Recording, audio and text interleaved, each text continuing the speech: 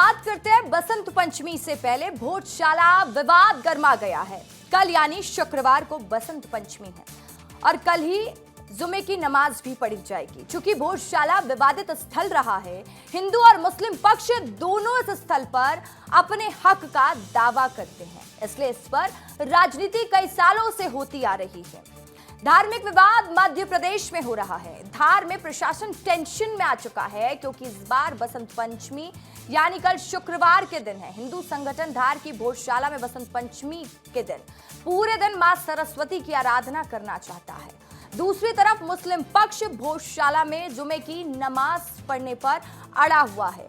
इसको लेकर हिंदू संगठन ने सुप्रीम कोर्ट में एक अपील की थी, जिस पर आज सुनवाई भी हुई है। भोजशाला में बसंत पंचमी पर हिंदुओं की पूजा और मुस्लिम पक्ष की ओर से जुमे की नमाज के विवाद में सुप्रीम कोर्ट का बड़ा आदेश आया। कोर्ट ने आदेश दिया है कि 23 जनवरी यानी कि कल शुक्रवार को बसंत पंचमी पर हिंदू पूजा करेंगे। हालांकि बसंत पंचमी पूजा के लिए कोई समय सीमा नहीं रखी गई है। मुस्लिम पक्ष 1 बजे से लेकर 3 बजे तक नमाज अदा कर सकेंगे। बसंत पंचमी की पूजा और मुस्लिमों की जुमे की नमाज के लिए विशेष पास भी जारी किए जाएंगे। बसंत पंचमी की पूजा के लिए खास जगह तय की जाएगी। अदालत ने तय किया कि नमाज के लिए मंदिर क्षेत्र में ही विशेष स्थान निर्धारित किया जाएगा। असल में भोजशाला को लेकर झगड़ा पुराना है। हाईकोर्ट के आदेश पर मुस्लिम पक्ष को जुमे की नमाज पढ़ने की परमिशन दी गई है, जबकि हिंदू हर मंगलवार को यहां पूजा करते हैं और साल में एक बार बसंत पंचमी के दिन वाग देवी की पूजा करते हैं। भोजशाला विवाद पर सुप्रीम कोर्ट में जब सुनवाई हुई तो किसने क्या दलील दी वो भी आपको बता देती हूं। मुस्लिम पक्ष के जो वकील हैं सलमान खुर्शीद, उन्होंने दलील दी कि मां सरस्वती की पूजा की मांग का विरोध किया। वह हिंदू पक्ष के वकील विष्णु शंकर जैन ने सूर्योदय से लेकर सूर्य अस्त तक पूजा की इजाजत मांगी। इसके बाद एमपी सरकार के एएसजी केएम नटराजन ने दलील दी कि दोनों पक्षों के लिए अलग अलग जगह का बंदोबस्त किया जाए। तमाम दलीलें सुनने के बाद हिंदू और मुस्लिम पक्ष को पूजा और नमाज की इजाजत दी गई है। बाकायदा chief justice of India Suryakant की बेंच ने इस मामले पर फैसला सुनाया है। सुप्रीम कोर्ट के फैसले पर हिंदू पक्ष के वकील का क्या कहना है, सुन लीजिए। देखिए, सुप्रीम कोर्ट ने आज इस मामले को फाइनली डिस्पोज ऑफ कर दिया है और हाईकोर्ट को निर्देशित किया है कि हाईकोर्ट इस मामले को डिसाइड करे। सारी पार्टीज को ये कहा गया है कि वो एएसआई रिपोर्ट के खिलाफ अपना ऑब्जेक्शन जो फाइल करना चाहते हैं वो फाइल कर सकते हैं। और साथ ही साथ कोर्ट ने ये भी कहा है कि कल के दिन जो पूजा होनी, हिंदू समाज के लोग वहाँ पे ट्रेडिशनल वे से अपनी पूजा पाठ कर सकते हैं और एक लिमिटेड एरिया में वहाँ पे नमाज अदा करने की 1 से 3 के बीच में उनको इजाज़त दी जाएगी। देखिए, भोजशाला वाले मामले में हमने जो वहाँ के लोकल धार के कुछ लोग थे जिनकी तरफ से हमने पिटिशन लगाई थी और इस पिटिशन में हमने ये मांग करी थी कि जो आर्कियोलॉजिकल सर्वे ऑफ इंडिया ने 2003, 2016 और 2013 में जो ऑर्डर्स दिए थे उसका पालन किया जाए। वो ऑर्डर्स इस तरीके से थे कि सूर्योदय से लेके 1 बजे तक जो है वो बसंत पंचमी की जो पूजा अर्चना है वो पूरी हो, उसके बाद वो जगह खाली हो और उसके बाद 1 बजे से 3 बजे के बीच में वहाँ पे नमाज कायम हो और 3 बजे से सूर्यास्त तक वापस से पूजा अर्चना की जाए। और इस खबर पर ज्यादा जानकारी देने के लिए पुनीत विजयवर्गीय मेरे सहयोगी सीधा भोजशाला से मेरे साथ लाइव जुड़ गए हैं।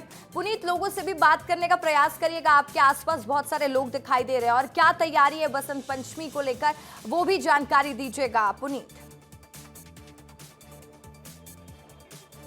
बिल्कुल रसिका, देखिए तैयारी लगभग पूरी हो चुकी है। मेन गेट पर हम मौजूद है। सबसे पहले आप देख लीजिए, सरस्वती कंठाभरण का बोर्ड लगा हुआ है, गेट बना है विशेष तौर पर, वहाँ पर एलईडी भी लगी है।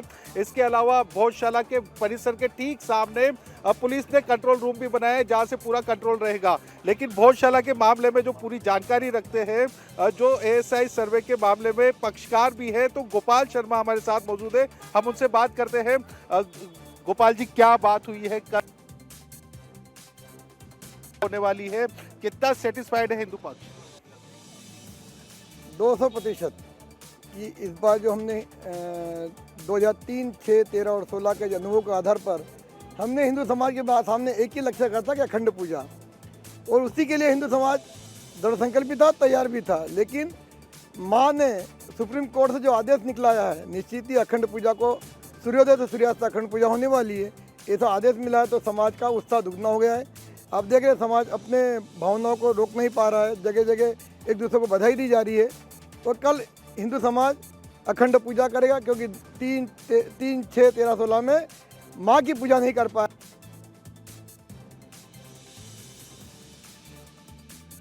पूजा के लिए बहुत उत्साह है माँ भगवती की। आप क्या कहेंगे? बहुत उत्साह है हमको सब अच्छे। भैया आपको क्या लगता है, पूरा धार छावनी बना हुआ है, आपको लगता है कि इतनी आवश्यकता है पुलिस की?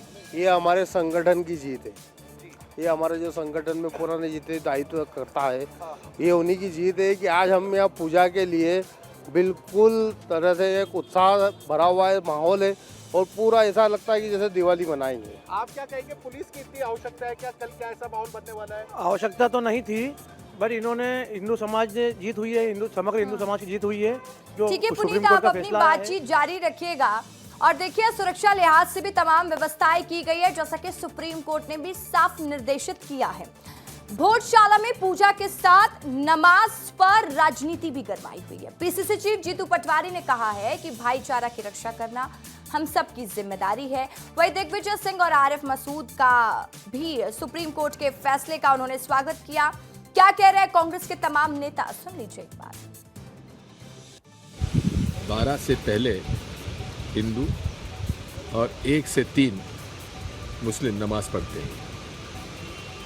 इसी के बाद 3 बजे के बाद 4 बजे से हिंदू समाज भी वहाँ फूल वगैरह चढ़ा सकते हैं। ये और अब प्रशासन की जवाबदारी है कि इस माननीय उच्चतम न्यायालय के फैसले का सख्ती से पालन करें।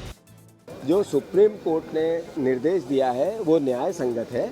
उन्होंने हिंदुओं के समय पर पूजा करनी चाहिए, मुस्लिम भाइयों को अपने समय पर नमाज अदा करनी चाहिए और इसका पालन सबको मिलकर करना चाहिए। ये कांग्रेस पार्टी का स्पष्ट मत है।